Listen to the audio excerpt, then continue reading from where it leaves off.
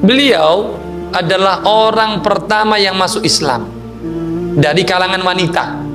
Dari kalangan wanita yang masuk Islam pertama kali, Hubabah Khadijatul Kubra. Dan dia mengetahui kalau dia masuk Islam, mengikuti agama suaminya, dia akan dimusuhi oleh orang-orang Quraisy.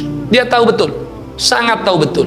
Dan dia berani, sangat berani, dan nggak takut, sedikit pun nggak takut, karena dia mempunyai kekasih yang dia cintai. Maka beliau adalah wanita yang pertama kali masuk Islam, beriman dengan Nabi Muhammad SAW, dan beliau juga orang yang pertama kali sebelum diwajibkannya sholat, beliau sudah sholat bersama Nabi Muhammad SAW. Hubabah Khadijatul Kubra. Dan beliau orang yang terkaya di kota Mekah. Sepertiga kekayaan Mekah itu milik Hubabah Khadijatul Kubra. Sepertiga. Udah wanita, cantik, mandiri, dia punya usaha, dia punya bisnis yang besar, kemudian dia menikahi orang yang besar juga. Makanya ada perkataan yang mengatakan, kalau wanita mandiri memilihmu, maka engkau termasuk orang yang hebat. Kalau ada wanita mandiri, dia sudah punya kerjaan, dia sudah punya harta, dia punya rumah, dia punya gedung, dia punya mobil, dia belum nikah, kemudian ente dipilih untuk menjadi pasangan hidupnya, maka engkau termasuk laki-laki istimewa. Dilihat dari mana? Lihat dari Nabi Muhammad. Dia punya kekayaan banyak, dia punya sepertiga kekayaan, tapi yang dipilih untuk dinikahi itu Nabi Muhammad SAW. Karena orang mandiri itu sangat milih, gak asal nikah. Ente tahu itu yang ngantri untuk nikahin Hubabah Khadijah itu orang-orang besar, orang-orang kaya di Mekah. Antri, datang nggak diterima, datang nggak diterima, datang nggak diterima, nggak ada yang terima. Tapi waktu dia lihat Nabi Muhammad SAW, dia jatuh cinta, kepincut kalau bahasa orang Jawa. Dia tertarik. Faris ini walaupun belum nikah, bahasanya ya. Tertarik dia tertarik dengan Sayyidina Muhammad Sallallahu Alaihi Wasallam. Sehingga dia suruh, dia sudah pengen dengan Nabi Muhammad SAW. Cuman namanya wanita, malu. Sehingga dia utuslah sahabatnya, kalau tidak salah namanya Nafisah. Dia suruhlah Nafisah lihat. Nafisah ya sesama perempuan tahulah, ini lagi jatuh cinta kan macam-macam orang. Kalau perempuan jatuh cinta itu ada nanti kalau lewat dikit ngintip kan gitu kan, dilihat. Nah itu Nafisah udah lihat gerak-geriknya Hubabah Khadijah, ini lagi seneng sama Nabi Muhammad. Sehingga Nafisah bilang, sudah bilang aja langsung sama Muhammad. Apa kata Sayyidatuna Khadijah? Malu dia untuk mengatakan, karena beliau perempuan. Sehingga Nafisah menjadi mak comblangnya kalau sekarang, sebagai orang yang memaparkan, menceritakan kepada Nabi kalau Sayyidatuna Khadijah tertarik dengan Nabi Muhammad. Sehingga ngomonglah Nafisah, ya Muhammad, kau kenapa nggak nikah? Ya siapa yang mau nikah sama aku? Kata kayak gitu. Padahal ya banyak yang antri Nabi Muhammad tuh, banyak. Nabi Muhammad tuh orang paling ganteng di muka bumi, paling ganteng. Yang kemarin kita ceritakan daripada Abraha al-Asram, waktu ketemu kakeknya Abdul Muttalib, itu Abdul Asram langsung turun dari singgasananya. Sehingga Abdul Asram bilang, aku turun ini karena aku lihat kewibawaannya. Lahu tafakhuran wa jamalan, dia punya wibawa dan dia punya keindahan wajahnya, husnil mandor, enak dilihat. Itu kakeknya. Kenapa? Karena dapat cahaya baginda besar Muhammad SAW. Apalagi kalau melihat Nabi Muhammad. Nabi Muhammad itu dengan rendah rendah hatinya, dia bilang, siapa yang mau nikah sama aku? Ini kalau ada wanita, kata Nafisah, dia punya du jamal, punya kecantikan, punya harta, dan dia seneng sama ente, gimana? Siapa yang mau nikah? Ada. Kalau ada, mau nggak? Mau, kata Nabi Muhammad. Apa kata Nafisah? Khadijah seneng sama engkau. Maka dari situ Nabi Muhammad SAW ya sedikit kaget, kagum. Khadijah suka sama aku. Maka dari awal permulaan itu, kemudian menikahlah setelah lamaran. Lamaran yang dibawa oleh Abi Thalib menjadi juru lamarnya, dan begitu juga dari pihak Sayyidatuna Khadijah namanya Waraqah bin Naufal, dan dari pihak Nabi Muhammad Abi Thalib daripada ayah Ali bin Abi Thalib. Ada yang mengatakan Abi Thalib, ada yang mengatakan Abdul Muthalib. Nah, itu dari keduanya, sehingga menikahlah dua insan yang mulia ini. Dan Hubabah Khadijah itu sepertiga hartanya itu seluruhnya diberikan kepada Nabi Muhammad SAW. Dalam berdakwah diberikan sama Nabi Muhammad, sampai Hubabah Khadijah itu punya budak namanya Zaid bin Harisah yang diangkat anak. Setelah itu diangkat anak sama Nabi. Itu awalnya beliau adalah budaknya Sayyidatuna Khadijah. Karena saking cintanya sama Nabi, itu budak fawahabathu ila Rasulillah, dihadiahkan sama Nabi Muhammad SAW. Zaid bin Harisah setelah dihadiahkan sama Nabi Muhammad SAW, kemudian dimerdekakan, kemudian tabanna, diangkat anak dengan Nabi Muhammad SAW. Itu saking cintanya dia, seluruh hartanya. Budak mahal, nggak murah.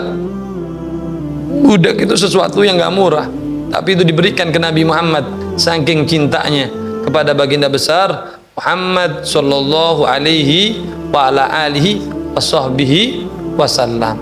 Kisah awal jatuh cintanya Hubabah Khadijah kepada baginda besar Muhammad sallallahu alaihi wasallam itu sebab Nabi Muhammad sallallahu alaihi wasallam membawa perniagaan, bisnisnya, kerjaannya, dagangannya Sayyidatuna Khadijatul Kubra, sehingga dibawa.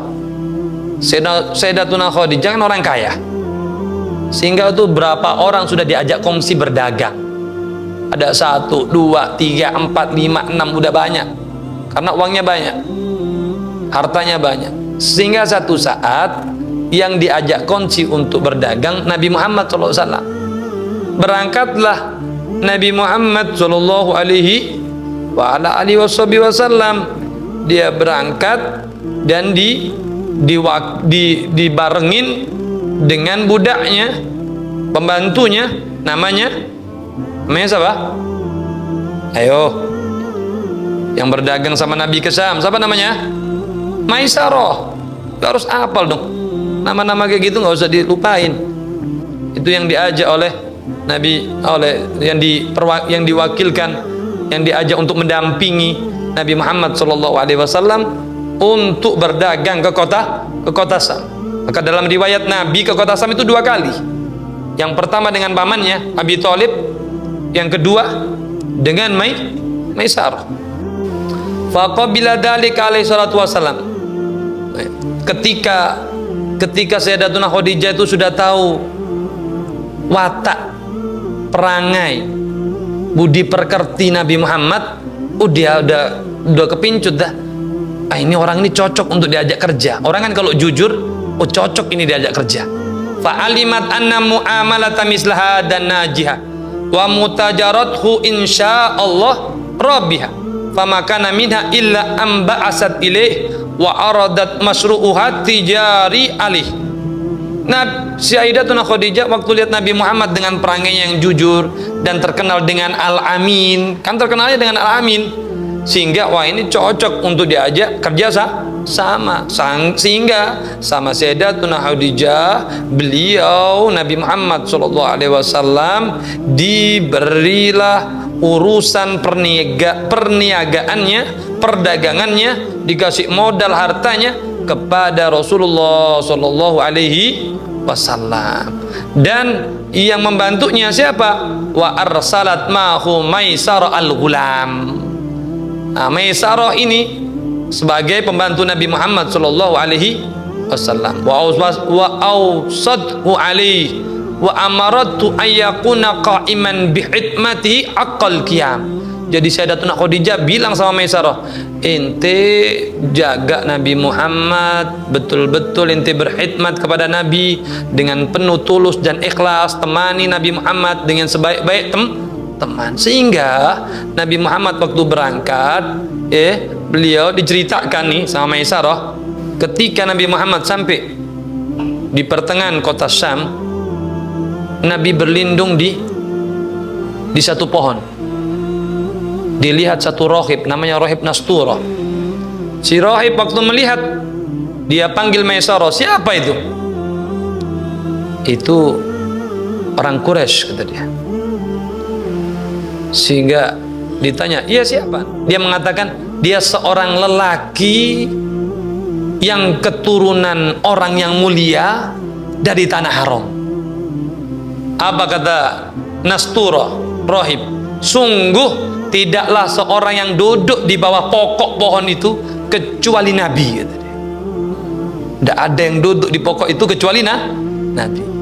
Nah, jadi waktu sudah selesai perdagangan, ketemu Nasturah ngomong seperti itu, maka pulanglah Maisarah balik dengan keuntungan yang sangat besar.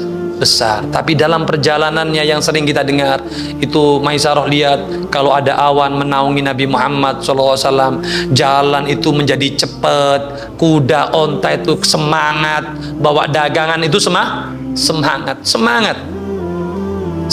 karena apa? Karena di situ ada Nabi Muhammad, jadi semangat semua, ontaknya semangat, seakan-akan dagangan itu ya apa caranya cepet-cepet laku biar Nabi itu nggak lama-lama. Apa kata Maisarah? Nggak ada keuntungan sebesar aku bersama Nabi Muhammad. Sama orang yang pertama, kedua, ketiga, 10 kongsinya nggak ada yang bener. Tapi sama Nabi Muhammad itu keuntungannya berlipat wajib.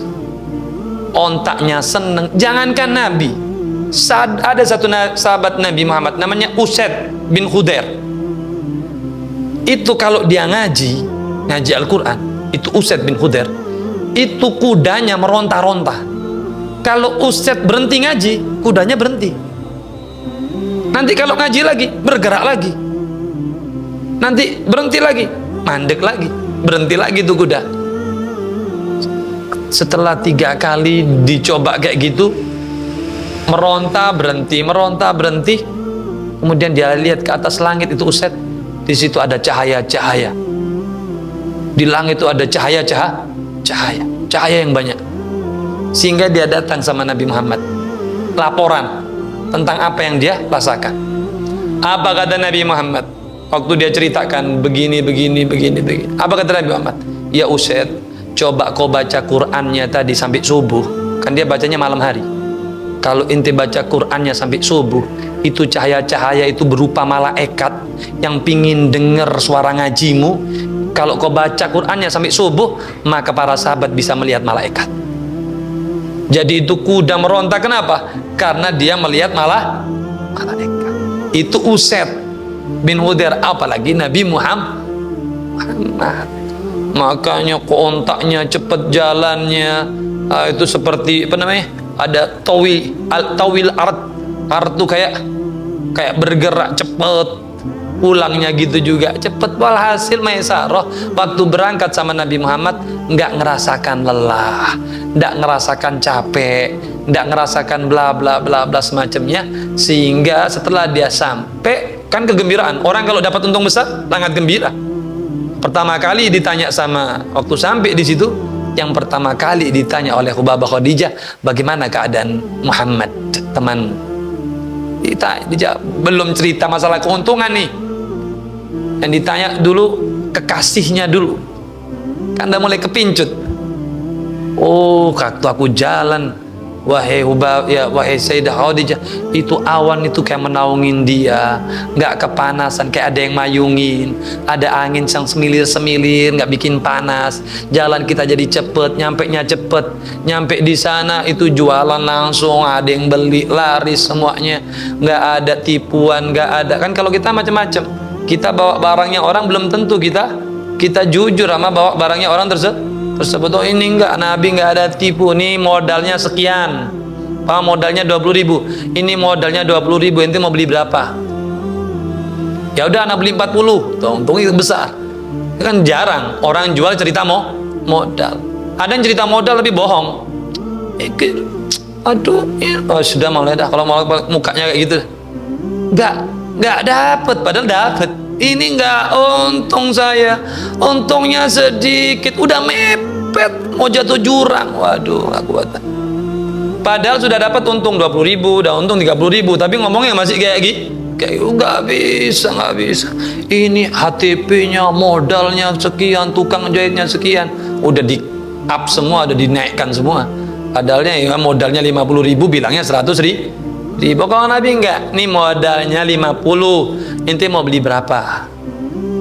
Dibeli 60, dibeli 70, 80, dikasih sama Nabi. Maka keuntungannya berkah karena tidak ada penipuan. Sehingga waktu diceritakan apa yang telah terjadi oleh Maisarah, habis itu ketemu Nasturo, kata rahib Nasturo, tidaklah yang duduk di situ kecuali Nabi. Maka semakin cintalah Hubabah Khadijah kepada Nabi Muhammad SAW, tapi belum berani mengungkapkan, dan diungkapkan oleh Nafisah temannya yang mengungkapkan, sehingga menikahlah. Dari tepi Sayyidina Khadijah ada Waraqah bin Naufal yang berbicara untuk melamar, dan yang dari tepi Nabi Muhammad ada Abi Thalib, dan keduanya keluarga yang mulia.